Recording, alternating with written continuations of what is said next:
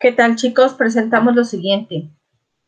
Problemas que se resuelven con teorema de Tales o triángulos semejantes. Esto significa resolver situaciones contextuales. Los criterios de semejanza de triángulos se pueden aplicar en muchas situaciones de la vida cotidiana para calcular distancias inaccesibles.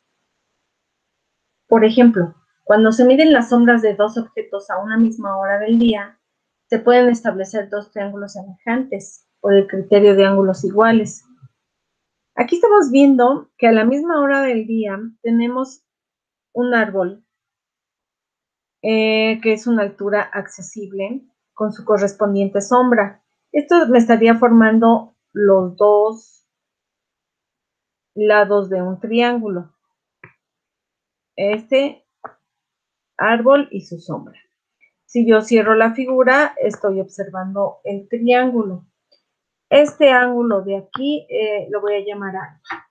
Ahora, por supuesto, a esa misma hora del día, el sol pega de la misma forma. Estamos observando un edificio donde la altura es inaccesible. Esta es la altura. Esta de acá es su sombra. En el caso del árbol también teníamos la sombra. Cerramos la figura y entonces el triángulo va a ser semejante con el anterior. Este ángulo también va a ser alfa por las condiciones de la figura. Y por lo mismo puedo plantear una proporción que me permite involucrar a los datos y a la incógnita. Pasemos a los ejemplos.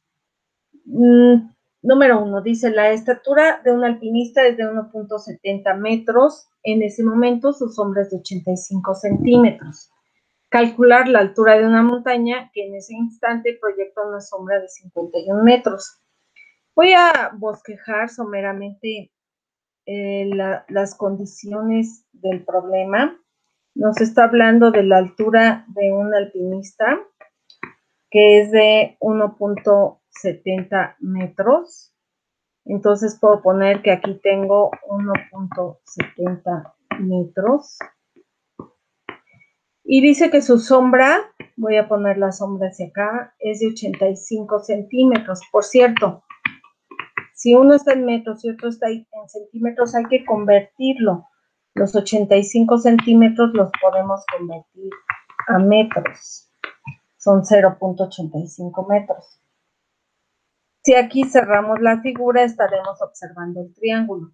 Luego dice que la altitud de una montaña, o sea, la altura de una montaña, vamos a poner aquí una montaña. La altitud es esta, la marcamos con la letra H de altura. Es lo que se pide encontrar, el valor de H. Y que proyecta una sombra, la sombra la podemos poner aquí, entonces cerramos la figura. La sombra es de 51 metros. Sabemos que los triángulos son semejantes por las condiciones del problema. Podemos plantear la proporción que me permita resolver. Entonces ya sabemos, comparamos. Por ejemplo, podemos comparar 1.70, que es la altura del alpinista, con la altura de la montaña. 1.70 en la altura.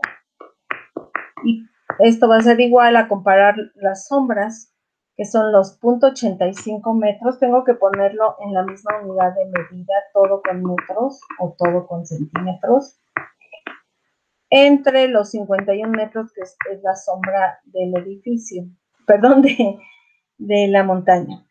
Entonces aquí hacemos las operaciones, despejamos H, que va a ser multiplicar 1.70 por 51 y dividir entre 0.85.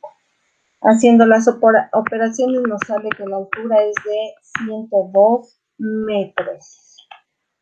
Muy bien.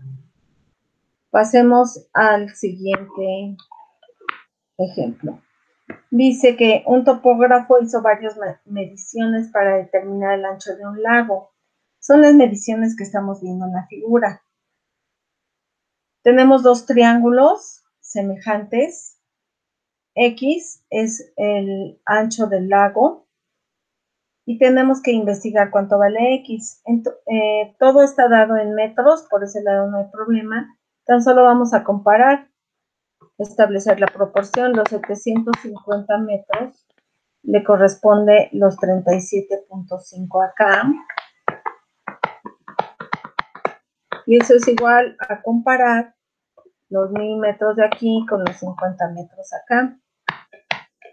1000 entre 50.